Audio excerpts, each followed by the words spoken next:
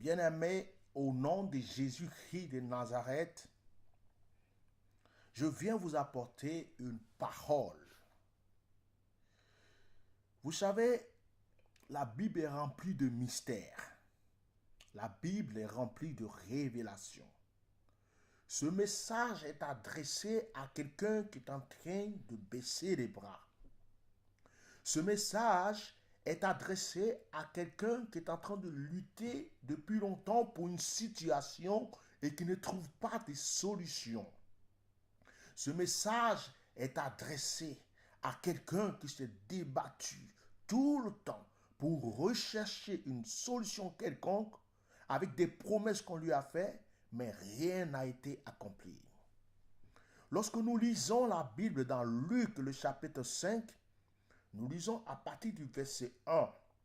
La Bible dit, comme Jésus se trouvait auprès du lac de Génézareth et que la foule se pressait autour de lui pour entendre la parole de Dieu, il vit au bord du lac 2 barques d'où les pêcheurs étaient descendus pour laver leurs filets.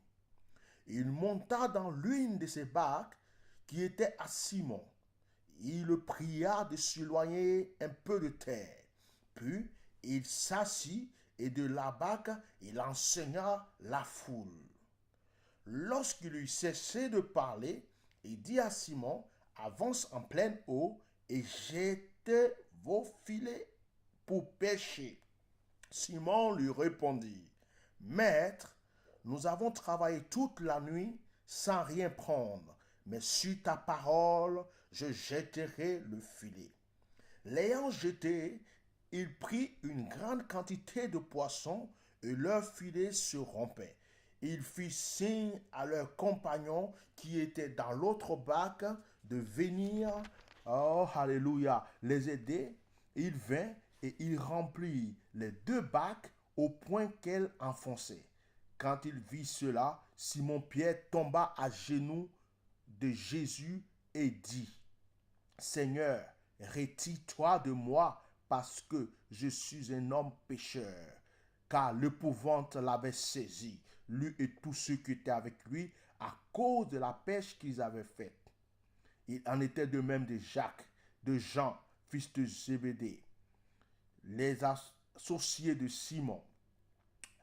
Alors Jésus dit à Simon, ne crains point, désormais tu seras pêcheur d'hommes. Et ayant ramené la barque à terre, il laissait tout et le suivit. Bien-aimé, je veux te parler aujourd'hui du secret de l'obéissance. Du secret de l'obéissance. Ta réponse, la solution de ce que tu cherches, la réponse à ta prière se trouve dans le secret de l'obéissance. Voici que Simon-Pierre et ses collègues étaient en train de pêcher. Ils pêchaient. C'était leur travail. Leur travail, c'était d'aller chercher du poisson pour ramener à leur famille et vendre sur les marchés. C'était des grands pêcheurs. Si on les demande, qu'est-ce que tu fais dans la vie? Ils répondent, je suis pêcheur. Il puait le poisson. Son vêtement puait le poisson. Sa maison puait le poisson. Il était tout le temps dans l'eau, en train de pêcher. C'est tout ce qu'il savait faire. Aller dans l'eau et ramener le poisson. Aller dans l'eau et ramener les poissons. C'est tout ce que Pierre savait faire. C'était sa vie. Il n'est pas allé longtemps à l'école parce qu'il voulait pêcher. Pierre n'avait pas le bac. Pierre n'avait pas tous ces diplômes quelconques. Tout ce que Pierre savait faire, c'était pêcher. Il connaissait le nom de tous les poissons qui étaient dans l'eau. Il savait comment maîtriser les poissons dans l'eau. Il savait comment se débattre. Il savait nager. L'eau l'appartenait parce que là, il partait chercher les poissons. Oh, alléluia. Voici qu'un jour, quelque chose va se passer dans la vie de Pierre. Un homme va apparaître dans sa vie. Un homme va apparaître dans la vie de Pierre à un moment précis, à un moment donné. Un homme va apparaître dans la vie de Pierre. Cet homme s'appelle Jésus-Christ de Nazareth. Jésus-Christ de Nazareth, Oh, alléluia, celui que j'honore, que j'adore, que j'aime de tout mon cœur. Alléluia, Jésus, tu es merveilleux. Alors, la Bible dit qu'un jour, Jésus va se mettre à enseigner la parole, mais il y avait une foule de personnes. À chaque fois que Jésus prêchait, il avait une onction qui attirait les foules, une onction qui attirait les malades pour les guérir, une onction qui attirait les possédés pour être délivrés, une onction qui attirait les pauvres pour les rendre riches. Il y avait une foule de personnes qui suivaient Jésus. Même ceux qui travaillaient abandonnaient leur bureau pour suivre Jésus. Les collecteurs d'impôts laissaient leur argent sur la table pour suivre Jésus. Les femmes qui étaient au marché laissaient les marchandises sur les tables de marché pour suivre Jésus. Les passants dans la rue suivaient Jésus. Ceux qui partaient faire les courses oubliaient les courses pour suivre Jésus. Ceux qui partaient à la banque oubliaient la banque pour suivre Jésus. Lorsque quelqu'un voyait Jésus, à cause de l'onction que était sur sa vie, les gens le suivaient. Il voulait à tout prix écouter quelque chose. Il voulait à tout prix recevoir quelque chose venant de lui. Il voulait à tout prix sentir la grâce de l'onction fraîche qui était sur sa vie. Et la Bible dit que le nombre s'était accru. Il y avait une foule de personnes qui étaient en train d'écouter Jésus. La foule s'est tellement agrandie que Jésus ne savait plus où se placer pour prêcher. Alors il s'est approché de l'eau. Mais en s'approchant de l'eau, il est arrivé précisément dans l'endroit où Pierre pêchait avec ses amis. C'était stratégique parce que Jésus avait besoin de disciples. Et Jésus savait qu'en allant dans ce lieu, il allait montrer à Pierre que désormais sa vie deviendrait la vie d'un pêcheur. Jésus voulait prouver à Pierre que le ministère pour lequel Jésus était sur la terre lui sera attribué. Alors Jésus s'approche de Pierre, il s'approche de l'eau, il s'approche de Pierre. Bien-aimé, Dieu, Jésus-Christ ne s'approche jamais de toi par hasard. Il s'approche de toi parce qu'il a un but. Et il fait quelque chose à côté de toi, comme s'il ne te voyait pas. Mais en même temps, c'est à cause de toi qu'il est en train d'accomplir cette chose. Cette foule qui s'est approchée, qui a poussé Jésus jusqu'à vers l'eau, était prévue pour la conversion de Paul et de Pierre et de son appel. Oui, bien-aimé. Voici que Jésus s'approche. Il va monter dans une barque sans demander l'avis de quelqu'un. Il ne demande même pas cette barque appartient à qui. C'est lui le roi des rois. C'est lui le Seigneur des seigneurs. C'est lui le Dieu des dieux. Il prend ce qu'il veut, il fait ce qu'il veut, il commande ce qu'il veut. Il se monte dans la barque. Et lorsqu'il monte dans la barque, c'est maintenant qu'il est dans la barque, il va dire aux pêcheurs qui étaient là, il va dire à Pierre, hé vous, amenez-moi dans l'eau. Ils vont pousser la barque sans discuter. Parce que la voix de Jésus avait une autorité. La voix de Jésus avait une puissance. La voix de Jésus avait une onction. Il ne ressemblait à rien, mais il y avait une autorité dans sa vie. Il y avait une onction qui faisait qu'on le respectait. Oh, je vais lancer un message aux hommes de Dieu qui veulent qu'on les respecte à cause de leur grosse voiture, qui veulent qu'on les respecte à cause de leur grosse maison, qui veulent qu'on les respecte à cause de la beauté de leurs femmes, qui veulent qu'on les respecte parce qu'ils savent crier sur les toits. Non, je vais te dire quelque chose. Pour qu'on te respecte, sois comme Jésus de Nazareth. Il doit y avoir une onction dans ta voix. Il doit y avoir une onction dans ta vie. Il doit y avoir un pouvoir dans ta vie. De sorte que même quand tu es simple, les gens t'obéissent. Et voici quelque chose va se passer. La Bible dit que Pierre va obéir. Et Jésus va le dire, amenez-moi dans l'eau. Ils arrivent dans l'eau. Jésus dit, allons-y encore plus profond. Oh, deux fois Dieu veut qu'on aille au-delà de là où on peut arriver. Deux fois Dieu veut qu'on avance là où on ne peut plus avancer. Deux fois Dieu veut qu'on avance là même où on n'a plus envie d'y aller. Deux fois Dieu veut qu'on avance encore plus lorsqu'on dit, oh c'est bon, j'ai fini, je suis fatigué. C'est là que Dieu vient te dire, tu n'as même pas encore fait quelque chose. Avançons encore plus, tu verras, le miracle se trouve devant. Tes poissons se trouvent devant. Ta bénédiction se trouve devant. Ta grâce se trouve devant. Avance encore en eau profonde. Tu n'es pas encore en eau profonde, tu es à la bordure. Tu es au bord des épreuves, tu n'es pas à la profondeur des épreuves. Donc la bénédiction ne se trouve pas au bord.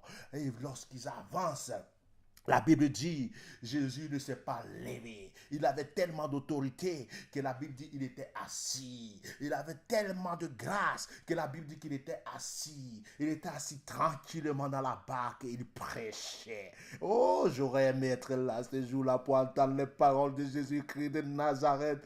J'aurais aimé être là ce jour-là pour entendre les enseignements remplis d'onction, de grâce qui transforment la vie. Lorsqu'une parole sort de Jésus, ça transforme la vie. Mais la Bible dit qu'il a enseigné, il a enseigné, il a enseigné. À un certain moment, quand Jésus a fini d'enseigner, il va dire maintenant à Pierre, avance encore de l'autre côté, en eau profonde, et jette ton filet. Pierre dit, mais Seigneur, on a pêché toute la nuit, on n'a rien eu. Mais sur ta parole, je jetterai mon filet. C'est là que vient mon message. Simon Pierre, dans le verset 5 du chapitre 5 de Luc, dit, Simon lui répondit, Maître, nous avons travaillé toute la nuit sans rien prendre, mais sur ta parole, je jetterai mon filet. Sur ta parole. Bien-aimé, le secret de l'obéissance.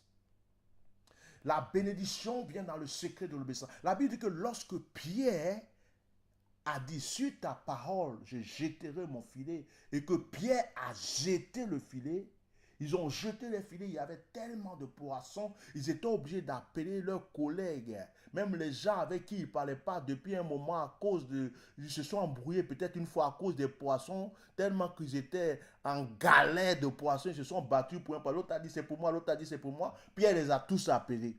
Venez nous aider. La Bible dit que les bacs se sont remplis jusqu'à ça s'enfonçait. Ils ont été effrayés parce qu'ils n'ont jamais vu cela. Depuis qu'ils pêchent depuis des années, ils n'ont jamais vu ce qui venait de se passer. De sorte qu'ils étaient effrayés. Il s'est mis à genoux et dit non, ce n'est pas un homme, c'est Dieu qui est là. Il dit Seigneur, éloigne-toi de moi, je suis un pécheur. Jésus dit ne t'inquiète pas, désormais tu seras un pécheur d'hommes. Tu vas gagner des âmes.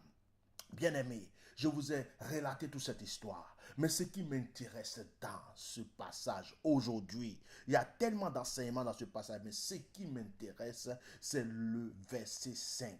Simon lui répondit, Maître, nous avons travaillé toute la nuit sans rien prendre, mais sur ta parole, je jetterai mon filet.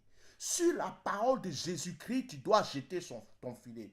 Sur la parole de Jésus-Christ, tu dois accepter de payer ta dîme. Sur la parole de Jésus-Christ, tu dois faire ton offrande. Sur la parole de Jésus-Christ, tu dois avoir une vie de prière. Sur la parole de Jésus-Christ, tu dois jeûner et prier. Sur la parole de Jésus-Christ, tu dois aller chercher des âmes. L'obéissance, la bénédiction vient après l'obéissance. Beaucoup d'enfants de Dieu aujourd'hui raisonnent parce que tout le monde lit la Bible.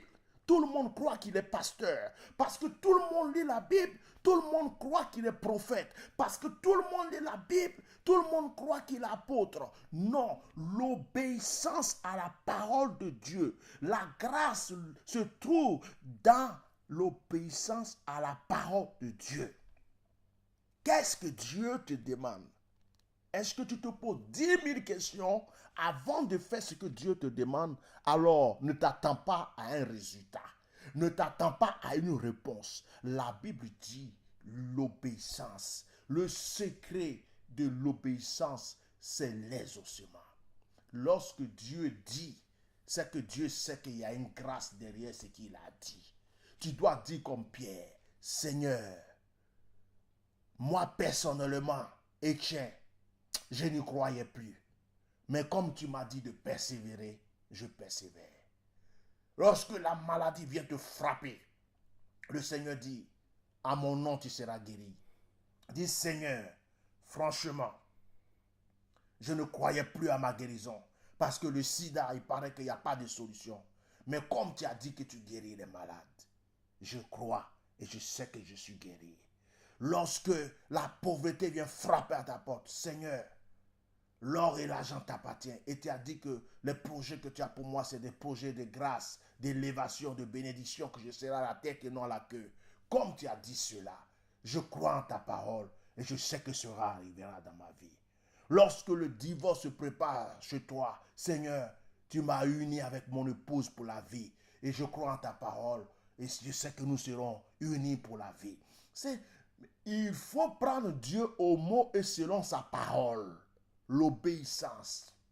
Jésus était en face de Pierre. Pierre lui dit, moi Pierre personnellement, je ne crois plus. Toute la nuit j'ai travaillé, je n'ai pas eu de poisson. Mais comme toi qui es Jésus, tu es la parole de Dieu, tu me dis de jeter encore mon filet sur ta parole. C'est pas ce qu'il a dit. Il dit, sur ta parole, je jette mon filet. Je ne jette pas mon filet parce que je t'ai vu. Je ne jette pas mon filet parce que je m'imagine que tu vas le dire. Mais parce que tu as dit, jette, je jette. Quelles sont les promesses qui sont dans la Bible pour toi? Les promesses sur la guérison, c'est quoi? Les promesses sur les miracles, c'est quoi? Les promesses sur la prospérité, la restauration, c'est quoi? Beaucoup de chrétiens se lamentent aujourd'hui quand il y a des épreuves. Ils oublient les promesses de l'Éternel. Ils oublient que la Bible dit, ne t'inquiète pas, parce que celui qui est avec toi est plus fort que celui qui est dans le monde. La Bible dit, ne t'inquiète pas, ils viendront par combien de chemins? Ils viendront par combien de chemins? Un seul chemin, et ils vont se disperser à 7 chemins. La Bible dit quoi? La Bible dit que les anges te protègent. La Bible dit que l'onction de Dieu est sur ta vie. Et bien aimé, ce Pierre-là dont je vous parle, il est devenu pêcheur d'hommes. Jusqu'à une fois on l'a mis en prison après la résurrection de Jésus-Christ, quand l'église, le Saint-Esprit est descendu. Vous n'avez pas vu qu'un ange est venu le sortir de prison? Eh bien aimé, je vais vous dire quelque chose. Dieu ne ment pas. La grâce, les ossements et la bénédiction se trouvent après l'obéissance immédiate à la parole de Dieu. À partir de cet instant où tu écoutes ce message, apprends à obéir à Dieu et ne te pose plus toutes ces questions.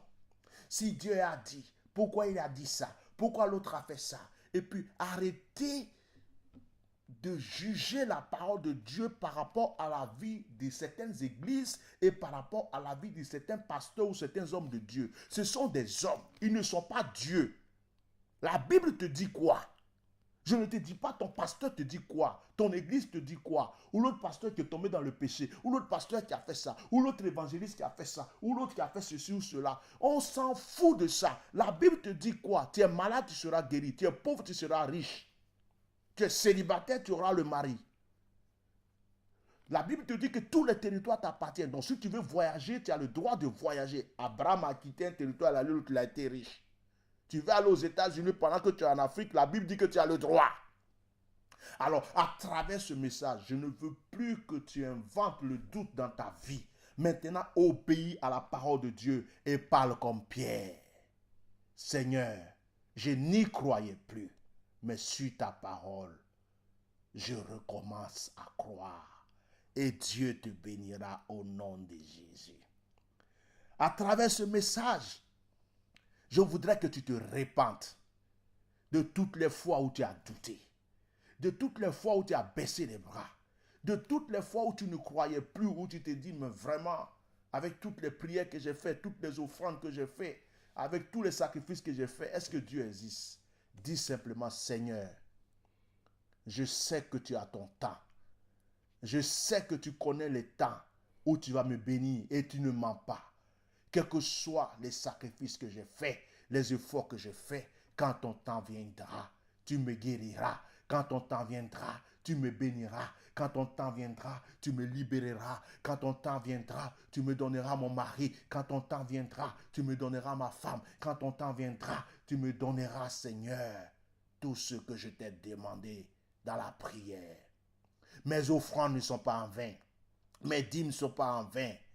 Et Seigneur, je crois en ta parole. Et sur ta parole, je renouvelle ma foi au nom de Jésus.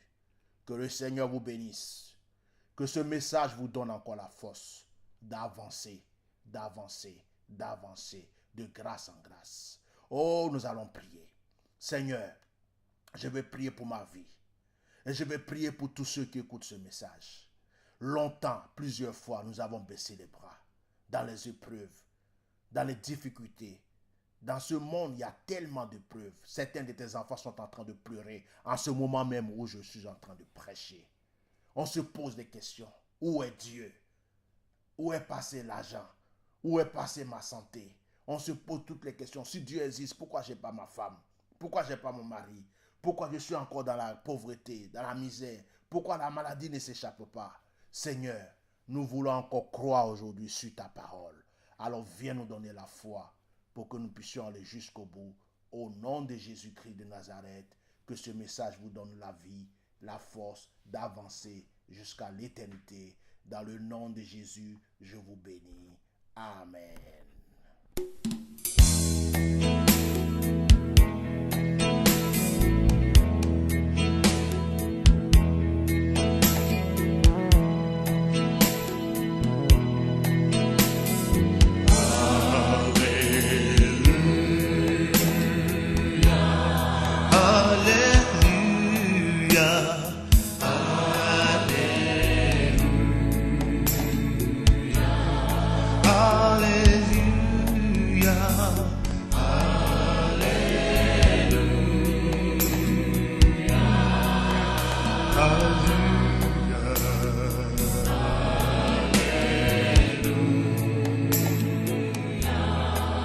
Jesus.